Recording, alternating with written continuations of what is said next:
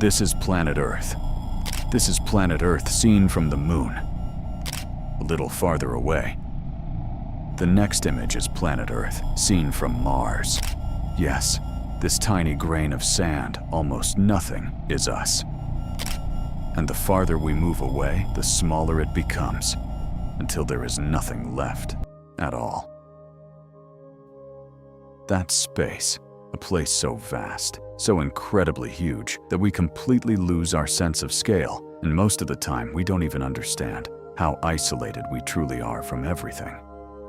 For someone looking from Earth, the sky seems full. It looks packed with stars, planets, lights, or whatever might be out there. But the truth looks much more like emptiness than fullness. In reality, the closest star to us, besides the Sun, is about 4 light years away. That would take around 60,000 years to reach using our fastest rocket. And to make things even worse, a large portion of the little stars we see are either already dead or no longer exist. That light is just a leftover, traveling infinitely through space until it finally reaches your eyes. And that is extremely unsettling. When we stop and really think about our place in the universe, we realize it's not as comforting as it seems. In fact, there is as much horror in space as there is emptiness. To understand what I'm saying, think about this. An astronaut has to go through a series of intense training programs before going to space, not only because of the extremely difficult conditions, but because they can develop something known as space madness, a type of condition caused by low gravity, radiation, and isolation. Just being inside a small spacecraft, without gravity, constantly seeing darkness every time you look out the window, is enough to make anyone lose their mind. The symptoms range from hallucinations to psychosis, and on top of that, there's the bonus of muscle atrophy. Basically, your muscles dying due to lack of use. And keep in mind, all of this happens to someone who is trained and properly equipped. Now imagine going to space exactly the way you are right now. Watching this video, you would die in about 10 seconds. The lack of oxygen and atmospheric pressure would cause your body to boil, swell, and rupture from the inside out, like popcorn. On the bright side, you wouldn't experience space madness. At least there's that. And this already terrifying scenario would happen in space close to Earth. Now imagine going even farther. The moon, for example, is about 3 days away from us. It has a reasonable size when viewed from below, and humanity theoretically knows it well and has been there multiple times. But honestly, those visits were almost symbolic, because the moon is completely made of rock. There's no water, no life, just a pale desert with no trace of anything alive. It is literally a giant ball of rock with nothing on it, almost the size of a country. I'd rather stay here. Mercury is next in terms of distance. It is the closest planet to the Sun and could be an interesting place to visit if it didn't reach temperatures of around 400 degrees Celsius. It's depressing to even think about it. Humans plan to colonize Mars. We send robots there, take pictures, search for water, but once again, it is just a cold, rocky desert. And even in the best possible scenario, it would take months to get there with our fastest spacecraft. At least these places have solid ground to stand on. Jupiter and Saturn, for example, are gas giants. You would pass through their atmosphere and fall infinitely into a sky made of gas, surrounded by auroras and massive storms. There's something even more bizarre when you hear recordings captured by scientists. These are radio waves from Saturn converted into sound. And yes, they sound like screams. And it gets worse with Jupiter.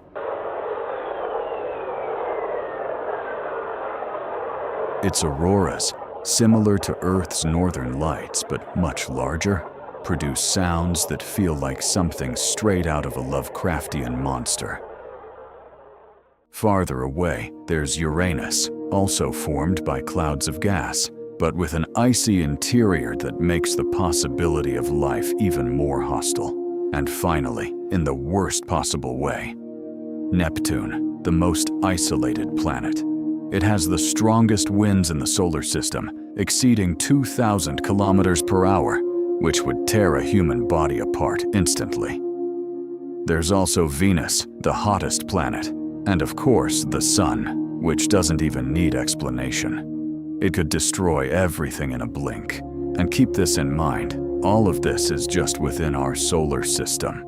Just like Earth is that tiny point compared to it, the solar system is just another tiny point compared to the galaxy. And beyond that, there are things even worse. There are exoplanets that already start off strange just by their names.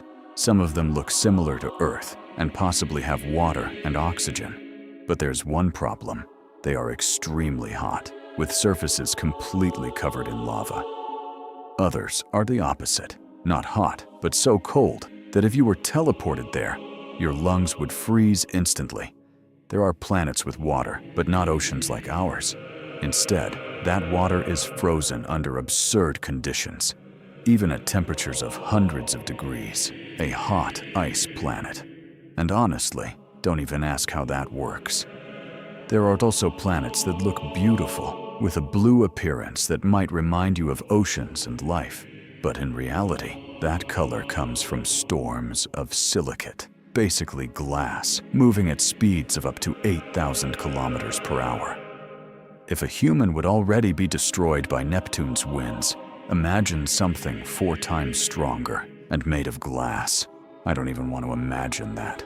There are thousands of exoplanets just as bizarre or even worse.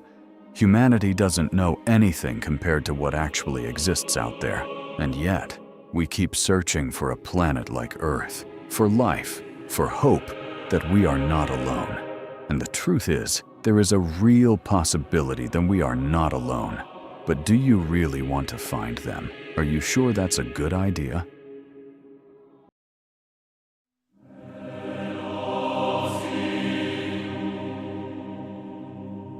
There is a theory called the dark forest hypothesis. It suggests that even if life exists somewhere in the universe, we will probably never encounter it. Not because it's too far away, but because those civilizations don't want to be found. Either they are hiding out of fear of being eliminated by stronger civilizations, or in the worst-case scenario, the stronger civilizations are actively searching for others to destroy them. Resources are limited everywhere, even in the universe. When resources become scarce, it makes perfect sense for a civilization to look for them on other planets. And to protect their own species, they wouldn't hesitate to take over another world, or simply wipe it out. This is just a theory, of course, but it connects with all the mystery around extraterrestrial life. Stories about UFOs, secret bases, unexplained encounters, things that have never been proven, but also never fully denied.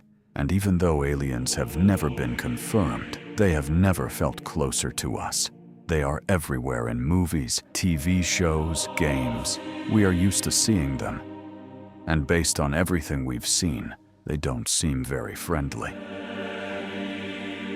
But in the end, it doesn't even matter. No matter how advanced a civilization is, everything in the universe exists in a small fraction compared to the cosmos.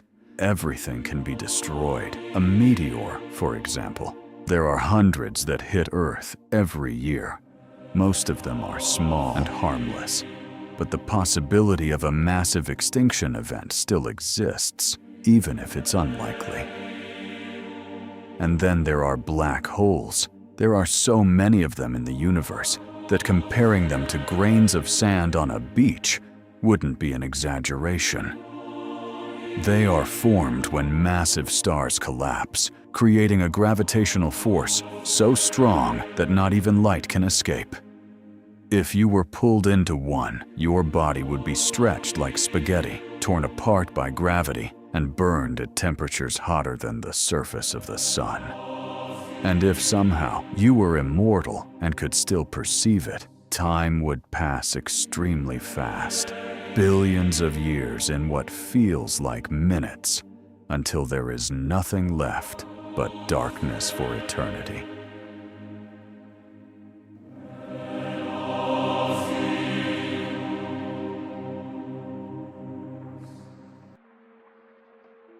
But thankfully, Earth is far from any black hole, and that kind of event is not something we need to worry about anytime soon.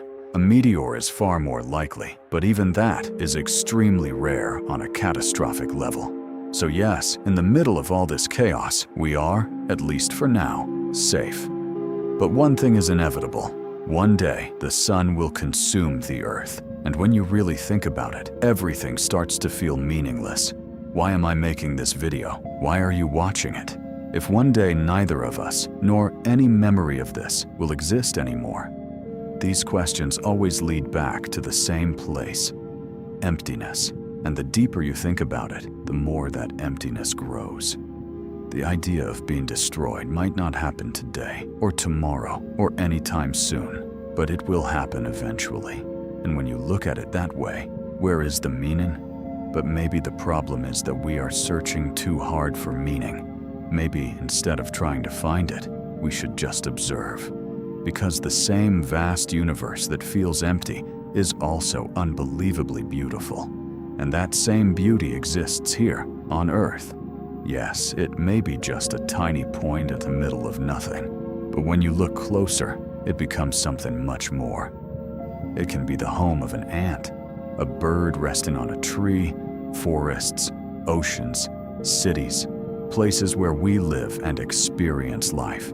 And just like the universe is infinite, the possibilities here are also infinite. Everyone is free to live however they want, to find happiness in their own way, whether it's watching a video, playing games, meeting people, or simply living without pressure.